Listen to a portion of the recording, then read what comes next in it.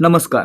आज दिनांक 25 जून 2026. आजच्या चालू घडामोडींच्या व्हिडिओमध्ये मी अभिजित तुमच्या सर्वांचं सहर्ष स्वागत करतो. वेळ न घालवता सुरुवात करूयात आजच्या प्रश्नांना. पहिला प्रश्न आहे, पंतप्रधान नरेंद्र मोदी यांनी नुकतीच भारताच्या पहिल्या व्यावसायिक तत्वावरील कोल टू अमोनियम नायट्रेट प्रकल्पाची पायाभरणी कोठे केली? आता या ठिकाणी पाहायचं आहे, भारतातील पहिला व्यावसायिक तत्वावरील कोल टू अमोनियम नायट्रेट म्हणजे कोळशापासून अमोनियम नायट्रेट बनवणारा प्रकल्प ओडिसातील लखनपूर या ठिकाणी सुरू करण्यात येणार आहे. याची पायाभरणी पंतप्रधान नरेंद्र मोदी आणि यांच्यासोबत राष्ट्रपती द्रौपदी मुर्मू यांनी केलेली आहे. म्हणजे याचं उत्तर असणार आहे पर्याय ए, ओडिशातील लखनपूर. दुसरा प्रश्न, पंतप्रधान मोदींनी ओडिशातील कोणत्या गावाला मॉडेल सोलर व्हिलेज म्हणून विकसित करण्याची घोषणा केली? ओडिशातील पहाडपूर या गावाला मॉडेल सोलर व्हिलेज म्हणून विकसित करण्याची घोषणा नरेंद्र मोदींनी केली, म्हणून पर्याय सी या प्रश्नाचं योग्य उत्तर आहे. तिसरा प्रश्न पाहूयात. जून 2026 मध्ये पश्चिम बंगालमध्ये पश्चिम बंग दिवस सोहळा कोठे आयोजित करण्यात आलेला होता? या ठिकाणी पहा, पश्चिम बंग दिवस सोहळा जून 2026 मध्ये आयोजित करण्यात आलेला होता. कोणत्या ठिकाणी? तर त्यांचा एक जिल्हा आहे हुगळी. हुगळी जिल्ह्यातील तारकेश्वर या ठिकाणी हा सोहळा आयोजित करण्यात आलेला होता, म्हणजे पर्याय बी याचं उत्तर आहे. आपल्याला काय विचारू शकतात, तर हा सोहळा कधी आयोजित केला गेला? जून 2026 मध्ये. दुसरा प्रश्न कोणता? कोणत्या ठिकाणी? तारकेश्वर या ठिकाणी. तारकेश्वर कोणत्या जिल्ह्यामध्ये आहे? हुगळी या जिल्ह्यामध्ये आहे. ठीक आहे. पुढे प्रश्न क्रमांक 4, 2026 मध्ये साजरा झालेल्या पश्चिम बंग दिवसाची अधिकृत थीम काय होती? तर थीम होती West Bengal heritage harmony and development, म्हणून पर्याय सी या प्रश्नाचं उत्तर आहे. प्रश्न क्रमांक 5, डिजिटल इंडिया भाषिणीने भाषा तंत्रज्ञान आणि बहुभाषिक नाविन्य वाढवण्यासाठी कोणत्या राज्याच्या इनोव्हेशन अँड स्टार्टअप फाउंडेशन सोबत करार केलेला आहे? आता या ठिकाणी पहा, भारताच्या MEITY या संस्थेअंतर्गत येणाऱ्या DIBD म्हणजे डिजिटल इंडिया भाषिणी यांच्यातर्फे Assam innovation and startup foundation या आसाममधील स्टार्टअप फाउंडेशन सोबत करार करण्यात आलेला आहे, म्हणून याचं उत्तर असणार आहे पर्याय बी. डिजिटल इंडिया भाषिणीनं भाषा तंत्रज्ञान आणि बहुभाषिक नाविन्य वाढवण्यासाठी आसाम राज्याच्या इनोव्हेशन आणि स्टार्टअप फाउंडेशन सोबत करार केलेला आहे, म्हणून पर्याय बी या प्रश्नाचे योग्य उत्तर आहे. प्रश्न क्रमांक 6, अन्न आणि कृषी संघटनेने प्रसिद्ध केलेल्या सोफिया 2026 अहवालानुसार जागतिक जलचर प्राणी उत्पादनात भारताचा कितवा क्रमांक आहे?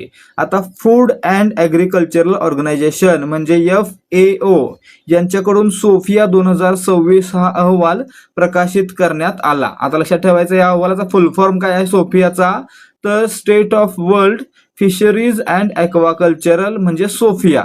आणि मित्रांनो, या अहवालानुसार जगामध्ये पहिल्या क्रमांकाला कोण आहे? तर चीन आहे, आणि दुसऱ्या क्रमांकाला आपला भारत आहे. म्हणजे आपलं उत्तर काय असणार आहे? या अहवालानुसार भारत आहे तो जलचर प्राणी उत्पादनात म्हणजे अर्थातच मत्स्य उत्पादनात दुसऱ्या स्थानावर आहे, म्हणून पर्याय बी याचं उत्तर. पहिल्या स्थानावर कोण आहे? तर चीन आहे.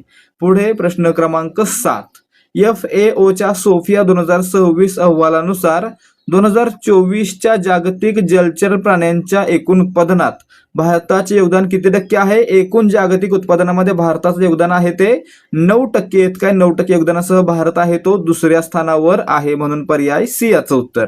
प्रश्न क्रमांक 8, खाजगी क्षेत्राच्या नेतृत्वाखालील रोजगार निर्मिती आणि आर्थिक वाढीसाठी जागतिक बँकेने भारताला किती अब्ज डॉलर्सच्या कर्जाला मंजुरी दिली आहे? मित्रांनो, भारतामधील खाजगी क्षेत्रातील नेतृत्वाखालील रोजगार निर्मिती करण्यासाठी आणि आर्थिक वाढ करण्यासाठी जागतिक बँक भारताला 1.5 अब्ज डॉलर्सचं कर्ज देणार आहे, म्हणून पर्याय बी याचं उत्तर आहे. प्रश्न क्रमांक 9, जल संरक्षित प्रकल्प अंतर्गत पाणी व्यवस्थापनात स्वयंपूर्ण होण्यासाठी जागतिक बँकेने कोणत्या राज्याला 4,000 कोटी रुपयांचे कर्ज मंजूर केले आहे? या ठिकाणी पहा, प्रकल्पाचं नाव जल संरक्षित प्रकल्प. याच्या अंतर्गत पाणी व्यवस्थापनामध्ये स्वयंपूर्ण होण्यासाठी हरियाणा या राज्याला जागतिक बँक काय देणार आहे? तर 4,000 कोटी रुपयांचं कर्ज देणार आहे, म्हणून याचं उत्तर असणार आहे पर्याय सी, हरियाणा. प्रश्न क्रमांक 10, अलीकडेच सुरू करण्यात आलेल्या नवीन डिजिटल पेन्शन प्रणालीचा मुख्य उद्देश काय आहे? आता या ठिकाणी पहा, अलीकडेच नव्यानं डिजिटल पेन्शन प्रणाली सुरू करण्यात आली. याचा उद्देश आहे पेन्शनधारकांना एकाच ठिकाणी डिजिटल प्लॅटफॉर्म आणि तक्रार निवारण प्रणाली उपलब्ध करून देणे. ठीक आहे, म्हणजे याचं उत्तर पर्याय बी आहे. उद्देश काय आहे तर एकाच ठिकाणी सुविधा देखील देणं आणि तक्रार निवारण प्रणाली देखील देणं. ठीक आहे. प्रश्न क्रमांक 11. भारताने नुकत्याच पार पडलेल्या ॲथलेटिक्स स्पर्धेत मिक्स्ड 4x400 मीटर रिले प्रकारात कोणते पदक जिंकले? आता या ठिकाणी पहा, नुकत्याच पार पडलेल्या ॲथलेटिक्स स्पर्धामध्ये भारतानं मिक्स्ड 4x400 रिले प्रकारामध्ये रौप्य म्हणजे सिल्वर मेडल जिंकलेलं आहे, म्हणून पर्याय बी याचं उत्तर आहे. यामध्ये भारतीय टीम कोणती होती? भारतीय टीम मध्ये कोण सहभागी होते? तर याच्यामध्ये M.R. पुवम्मा, नीरू पाठक, तीर्थेश पी शेट्टी आणि भरत श्रीधर या चौघांचा समावेश होता. या चौघांनी ही स्पर्धा जिंकलेली आहे. 4x400 म्हणजे एकूण 1600 मीटर अंतर चौघांनी पार करून या रिले स्पर्धेमध्ये रौप्य पदक म्हणजे सिल्वर मेडल जिंकलं. पुढे प्रश्न क्रमांक 12. Blue transformation turning vision into impact ही थीम खालीलपैकी कोणत्या अहवालाशी संबंधित आहे? या ठिकाणी पहा, blue transformation turning vision into impact ही थीम आहे ती FAOच्या म्हणजे फूड अँड ॲग्रिकल्चरल ऑर्गनायझेशनच्या state of world fisheries and aquaculture 2026 म्हणजे सोफिया 2026 या अहवालाशी संबंधित आहे, म्हणून याचं उत्तर पर्याय सी असणार आहे. वर आपण पाहिले या अहवालानुसार चीन पहिल्या स्थानावर आणि भारत हा दुसऱ्या स्थानावर आहे. प्रश्न क्रमांक 13. अलीकडेच दक्षिण व पश्चिम घाटातील इदुक्की केरळ येथे अंतराम इदुक्की या नवीन प्रजातीचा शोध लागला. ती कशाची प्रजाती आहे? आता या ठिकाणी पहा, केरळमध्ये इदुक्की हे ठिकाण आहे. या ठिकाणी अंतराम इदुक्की या वाघ पतंग म्हणजेच टायगर मॉथ नावाच्या कीटकाच्या नवीन प्रजातीचा शोध लागलेला आहे, म्हणजे याचं उत्तर पर्याय बी असणार आहे. वाघ पतंग म्हणजे काय आहे तर फुलपाखरासारखा दिसणारा एक कीटक आहे, ज्याला आपण काय म्हणणार इंग्लिशमध्ये टायगर मॉथ असं म्हणणार. प्रश्न क्रमांक 24. व्हिटॅमिन B3च्या तीव्र कमतरतेमुळे मानवी शरीरात कोणता गंभीर आजार होतो ज्यामुळे त्वचेवर पुरळ येते आणि स्मरणशक्ती कमी होते? आता व्हिटॅमिन B3चं नाव काय आहे? नियासिन आहे. नियासिनच्या कमतरतेमुळे काय होतं? पेलाग्रा होतो आणि पेलाग्रामुळे काय होतं? त्वचेवर पुरळ येतात आणि स्मरणशक्ती कमी होते, म्हणजे पर्याय बी याचं उत्तर आहे. अशा प्रकारे मित्रांनो हा प्रश्न महत्वाचा का होता? कारण नुकतंच व्हिटॅमिन बी वर WHO मध्ये टार्गेटेड काहीतरी नवीन केलं जात आहे. प्रश्न क्रमांक 15. आंतरराष्ट्रीय सागरी संस्था म्हणजे IMO ने अलीकडेच कोणत्या प्रदेशातील युद्धामुळे अडकलेली सर्व जहाजे आणि 11,000 खलाशांना बाहेर काढण्याची योजना जाहीर केली आहे? IMO न पर्शियन आखातामध्ये अडकलेल्या जहाज आणि 11,000 खलाशी बाहेर काढण्यासाठी नवीन योजना जाहीर केलेली आहे, म्हणून पर्याय बी याचं उत्तर असणार आहे. प्रश्न क्रमांक 16. आंतरराष्ट्रीय सागरी संस्था IMO ही संयुक्त राष्ट्रांची एक विशेष संस्था असून तिचे मुख्यालय कोठे आहे? IMOचं मुख्यालय मित्रांनो लंडन या ठिकाणी आहे. लंडन कोणत्या देशामध्ये आहे? इंग्लंडमध्ये आहे, म्हणजे पर्याय सी याचं उत्तर आहे. आता आपण इतकं पाहिलं आंतरराष्ट्रीय सागरी संस्था म्हणजे IMO.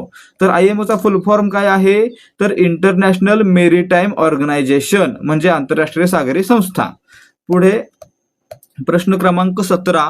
नाटोद्वारे SSC X9 स्कायफॉल म्हणून ओळखले जाणारे ब्युरेवेस्टनिक हे रहस्यमय क्रूझ क्षेपणास्त्र कोणत्या देशाने विकसित केले आहे? या ठिकाणी पहा, ब्युरेवेस्टनिक नावाचं क्षेपणास्त्र रशियाने विकसित केलेलं आहे, म्हणून पर्याय सी याचं उत्तर आहे.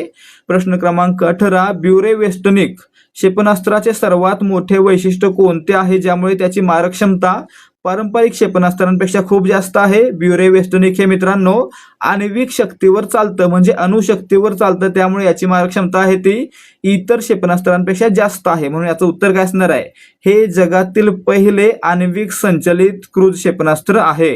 अणु ऊर्जेवर अणुशक्तीवर चालणारं क्रूझ क्षेपणास्त्र आहे. ठीक आहे. प्रश्न क्रमांक 19. राष्ट्रपती द्रौपदी मुर्मू यांनी नुकतीच मध्य प्रदेशातील कुनू राष्ट्रीय उद्यानात चीता मित्रांसोबत कोणत्या आदिवासी जमातीच्या सदस्यांची भेट घेतली? या ठिकाणी पहा, राष्ट्रपती द्रौपदी मुर्मू यांनी मध्य प्रदेशमध्ये असलेल्या कुनू राष्ट्रीय उद्यानात चीता मित्रांसोबत मिळून सहरिया या आदिवासी जमातीच्या सदस्यांची भेट घेतलेली आहे, म्हणून पर्याय बी या प्रश्नाचं उत्तर आहे. प्रश्न क्रमांक 20.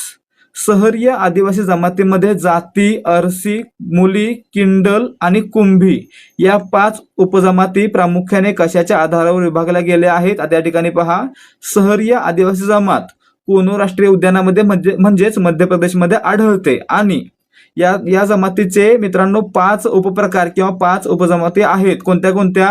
तर जाती, अरसी, मुली, किंडल आणि कुंभी. या कशाच्या आधारे विभागले गेलेले आहेत? तर या व्यवसायाच्या आधारे विभागलेले गेलेले आहेत, म्हणून याचं उत्तर पर्याय बी असणार आहे. उदाहरणार्थ जाती म्हणजे शेती करणारा, अरसी म्हणजे विणकाम करणारा, मुली म्हणजे लोखंडाचं काम करणारा, किंडल म्हणजे टोपल्या बनवणारा आणि कुंभी म्हणजे कुंभार. अशा प्रकारे व्यवसायाच्या आधारे या 5 उपजमाती पडलेल्या आहेत शहरी या आदिवासी जमातीच्या. ठीक आहे. प्रश्न क्रमांक 21. भारतीय राष्ट्रीय महासागर माहिती सेवा केंद्र ही संस्था कोणत्या केंद्रीय मंत्रालयाच्या अंतर्गत कार्यरत असलेली स्वायत्त संस्था आहे? या ठिकाणी पहा, भारतीय राष्ट्रीय महासागर माहिती सेवा केंद्र म्हणजे INCOIS ही संस्था आहे. ती मित्रांनो भारताच्या पृथ्वी विज्ञान मंत्रालयाअंतर्गत काम करणारी स्वायत्त संस्था आहे, म्हणून याचं उत्तर काय असणार आहे? पर्याय बी, पृथ्वी विज्ञान मंत्रालय, मिनिस्ट्री ऑफ अर्थ सायन्सेस. ठीक आहे. याचा उद्देश काय आहे? समुद्रामध्ये हरवलेल्या व्यक्ती आणि वस्तूंचा शोध घेणं. आणि मित्रांनो हे भारतीय तटरक्षक दलाला या कार्यामध्ये मदत करत असतं. पुढे प्रश्न क्रमांक 22. खगोलशास्त्रज्ञांनी पुष्टी केलेली 3I ॲटलस ही अवकाशातील कोणती वस्तू आहे? आता 3I ॲटलस हे नाव आहे ते अवकाशातील एका आंतरतारकीय धूमकेतूला दिलेलं नाव आहे, म्हणजे याचं उत्तर काय असणार आहे? हा काय आहे? 3I ॲटलस हा एक आंतरतारकीय धूमकेतू आहे, म्हणून पर्याय बी याचं उत्तर असणार आहे. आंतरतारकीय म्हणजे काय? दुसऱ्या ताऱ्याच्या भोवती असलेला. आपला का सूर्य तारा तसं या ठिकाणी हा धूमकेतूचा दुसराच तारा असणार आहे. ठीक आहे. प्रश्न क्रमांक 23. जानेवारीत महाराष्ट्रातील मेळघाट मधून सोडलेले आणि तब्बल 3334 किलोमीटर उड्डाण करून रणथंबोर व्याघ्र प्रकल्पात पोहोचलेले भारतीय गिधाड चर्चेत आहे. रणथंबोर व्याघ्र प्रकल्प कोठे स्थित आहे? या ठिकाणी काय सांगितले आपल्याला? मेळघाट मधून एक गिधाड सोडण्यात आलं, मुक्त करण्यात आलं. हे गिधाड 3334 किलोमीटर अंतर पार करून राजस्थानमधील रणथंबोर व्याघ्र प्रकल्पात पोहोचलं, म्हणून याचं उत्तर काय असणार आहे? रणथंबोर व्याघ्र प्रकल्प हा राजस्थानमध्ये आहे, म्हणून पर्याय सी या प्रश्नाचे योग्य उत्तर आहे. प्रश्न क्रमांक 24. अलीकडे ज्वालामुखीच्या क्रियाकलापांमुळे चर्चेत असलेला व्होल्कॅन डी फुएगो हा अत्यंत सक्रिय ज्वालामुखी कोणत्या देशात आहे? व्होल्कॅन डी फुएगो हा काय आहे? अत्यंत सक्रिय ज्वालामुखी आहे, जो ग्वाटेमाला या देशामध्ये आहे, म्हणून पर्याय बी याचं उत्तर आहे. ग्वाटेमाला कुठे आहे? मध्य अमेरिकेमध्ये आहे. पुढे प्रश्न क्रमांक 25. Indian national centre for ocean information services आपण काय पाहिलं? INCOIS ही संस्था आहे. या संस्थेद्वारे आपत्कालीन किंवा अत्यंत तीव्र हवामानाच्या घटनांदरम्यान बचाव कार्यातील समन्वय वाढवण्यासाठी कोणते नवीन व्हिज्युअलायझेशन प्लॅटफॉर्म वापरले जात आहे? INCOIS कडून तीव्र हवामानाच्या घटनांदरम्यान बचाव कार्यामध्ये समन्वय वाढवण्यासाठी सायनोप्स नावाची प्रणाली किंवा व्हिज्युअलायझेशन प्लॅटफॉर्म वापरला जात आहे, म्हणून पर्याय सी याचं उत्तर असणार आहे. अशा प्रकारे आपले आजचे प्रश्न समाप्त होत आहेत. जर तुम्हाला आजच्या प्रश्नांची उत्तरं आणि स्पष्टीकरण समजलं असेल तर व्हिडिओला लाईक करा आणि अशाच प्रकारचे प्रश्नोत्तरांचे व्हिडिओ पाहून सराव करण्यासाठी आपल्या चॅनलला सबस्क्राईब करा. भेटूयात या सिरीजच्या पुढच्या भागामध्ये. जय हिंद, जय भारत आणि जय महाराष्ट्र.